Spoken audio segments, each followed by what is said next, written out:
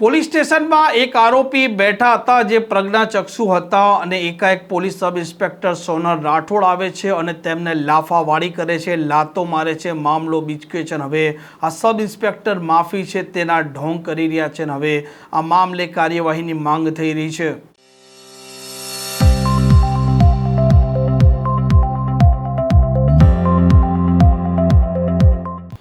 નમસ્કાર, આપ જોઈ રહ્યા છો હોટલાઇન ન્યૂઝ અને હું છું આપણી સાથે તોફિક ગાંચી. ખાખીનું કામ હોય છે કે લોકોની રક્ષા કરવાનું, નહીં કે તેમને ફટકારવાનું. અને જો સામેવાળા વ્યક્તિએ પણ કોઈ ગુનો કર્યો છે તો તેના માટે કાયદો છે, કાયદાનો ઉપયોગ કરવો જોઈએ, ચાહે તે ખાખીના સાથે જ ઘટના કેમ ન બની હોય. ને આવી જ એક ચોંકાવનારી ઘટના અમદાવાદથી સામે આવી છે, જેમાં ગુજરાત યુનિવર્સિટી પોલીસ સ્ટેશન છે તેમાં એક આરોપી લાવવામાં આવે છે. આરોપી પ્રજ્ઞાચક્ષુ હતા અને મામલો હતો તે તેમની દુકાન ચલાવી રહ્યા હતા. એક બાળક પડીકું તોડે છે અને તેમના હાથથી તે બાળક છે તેને લાફો વાગી જાય છે અને ત્યાર પછી બાળકના પિતા પ્રજ્ઞાચક્ષુ છે તેમને ખૂબ ગાળો દે છે. તે પોલીસને જાણ કરે છે. પોલીસ આ પ્રજ્ઞાચક્ષુ છે તેમને પોલીસ સ્ટેશન લઈ જાય છે, બેસાડી રાખે છે અને ત્યાર પછી ચાંગોદર પોલીસ સ્ટેશનમાં ફરજ બજાવનાર આ police sub inspector Sonal Rathod આવે છે. પ્રજ્ઞાચક્ષુ વ્યક્તિ છે તેમને લાફા મારે છે, દંડા મારે છે અને લાતો પણ મારે છે. આવો તેમનો આરોપ છે. અને તેમણે કેમ માર્યા તેનું કારણ હતું કે આ બાળક તેમનો જ હતો અને ખાખીએ જે પ્રકારે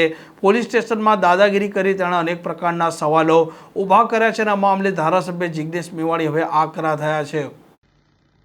છેલ્લા 2 દિવસથી તમે સોશિયલ મીડિયામાં કદાચ એક વિડીયો જોયો છે.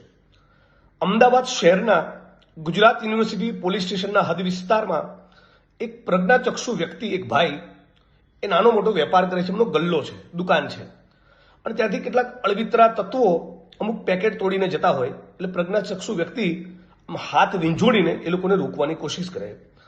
કદાચ આવી કોઈ ઘટનામાં એક ગ્રામ્ય અમદાવાદ ગ્રામ્ય વિસ્તારના એક મહિલા પીએસઆઈ એ આ વ્યક્તિને મારે છે.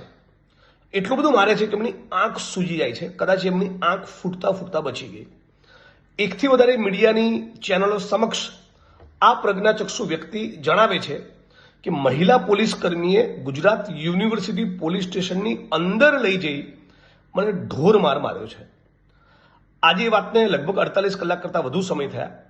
આજ દિન સુધી બીજા વિસ્તારની મહિલા પીએસઆઈ ગુજરાત યુનિવર્સિટી પોલીસ સ્ટેશનની અંદર કથિત રીતે ઘૂસી આ પ્રજ્ઞાચક્ષુ વ્યક્તિને મારી જાય તો મહિલા પીએસઆઈ ઉપરાંત ગુજરાત યુનિવર્સિટી પોલીસ સ્ટેશનના સ્ટાફના કર્મચારીઓ પણ કાયદાની કલમ પ્રમાણે આરોપી બને.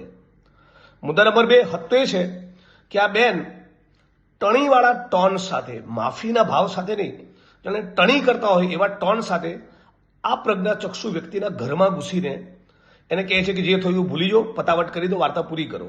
એવો આખો એમનો ભાવ, એવો આખો એમનો એટીટ્યુડ છે. જે પણ મીડિયાના લોકોએ બાઇટ્સ લીધી, બાઇટ તમે જુઓ તેના પરથી તમને સ્પષ્ટ દેખાય. હવે સવાલ એ છે કે કદાચ કાલે ઉઠીને આ પ્રજ્ઞાચક્ષુ વ્યક્તિ એ પોતાની કોઈ લાચારીના કારણે કે ગરીબ માણસ છે, સામાન્ય વ્યક્તિ છે, પોલીસ સામે ક્યાં બાથ ભીડવી એવી લાગણીના કારણે કદાચ કોમ્પ્રોમાઇઝ કરી લે. પણ સવાલ એ છે કે શું ગુજરાત યુનિવર્સિટી પોલીસ સ્ટેશનના પોલીસ ઇન્સ્પેક્ટર, એમના સંબંધિત એસીપી, ડીસીપી અને જોઈન્ટ કમિશનર ઓફ પોલીસ કે અમદાવાદના પોલીસ કમિશનર, શું આમની જવાબદારી નથી બનતી કે ગુજરાત યુનિવર્સિટી પોલીસ સ્ટેશનમાં ઘૂસી પ્રજ્ઞાચક્ષુ વ્યક્તિને મારનાર અમદાવાદ ગ્રામ્યના પેલા મહિલા પીએસઆઈની સામે ગુનો દાખલ કરીએ? એ જ પ્રમાણે અમદાવાદના એસપી અને આઈજીની જવાબદારી નથી બનતી કે આ મહિલા કર્મચારીની સામે ખાતાકીય તપાસ હાથ ધરે, તાત્કાલિક અસરથી એને સાઇડલાઇન અને સસ્પેન્ડ કરવામાં આવે અને પછી આગળ જતા તપાસમાં ખુલે કે ખરેખર એમણે પેલા પ્રજ્ઞાચક્ષુ વ્યક્તિને માર્યો હતો અને ગુજરાત યુનિવર્સિટી પોલીસ સ્ટેશનમાં લઈ જઈને માર્યો હતો, તો એમણે પણ ફોજદારી ગુનો દાખલ કરવો જોઈએ. હું આશા રાખું છું કે મીડિયા અને અમારા જેવા વિપક્ષના માણસો આ મુદ્દે થોડુંક બોલવાનું શરૂ કરે, આના વિડીયોઝ વાયરલ થાય, એના પછી પોલીસ હરકતમાં આવે એ ઠીક નથી. આટલો પ્રાઇમા ફેસી સ્ટ્રોંગ કેસ છે. પ્રજ્ઞાચક્ષુ વ્યક્તિને કોઈ ધારાસભ્ય, સંસદ સભ્ય મારે કે કોઈ પીએસઆઈ કે પીઆઈ મારે, એ ભોગ બનનાર વ્યક્તિની યોગ્ય રીતે ફરિયાદ લઈ મારનાર પીએસઆઈની સામે ગુજરાત યુનિવર્સિટી પોલીસ સ્ટેશનમાં ફોજદારી ગુનો દાખલ કરવામાં આવે એવું માંગ કરું છું. આમ ધારાસભ્ય જિગ્નેશ મેવાણી આકરા થયા જેને પોલીસે જે પ્રકારે એક પ્રજ્ઞાચક્ષુ વ્યક્તિ છે તેમને માર્યા છે તે મામલે તેમણે અનેક પ્રકારના સવાલો ઊભા કર્યા છે.